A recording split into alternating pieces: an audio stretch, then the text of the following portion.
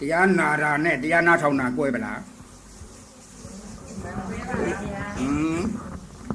တရားနာတာကဘယ်လိုဟာတရားနာတာတို့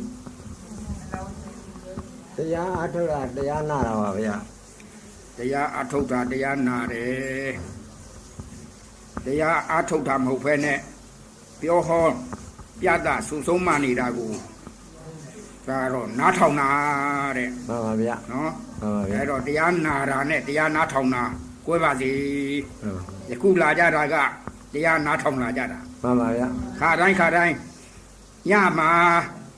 လူကြီးလိုက်တယ်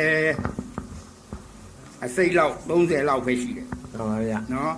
ခုညဆိုတော့တော်တော်များနေမှန်ပါဗျာအဲ့တော့ဇပ်ပွဲတပင်နဲ့အငိမ်ပွဲတပင်နဲ့ဘယ်ဟာများတော့ဇပ်ပွဲတပင်များတော့ဇပ်ပွဲတပင်ကများတယ်နော်အငိမ်ပွဲတပင်နဲ့တရားပွဲတပင်ဘယ်ဟာများတော့အငိမ်ပွဲများပါအငိမ်ပွဲကများတယ်နော်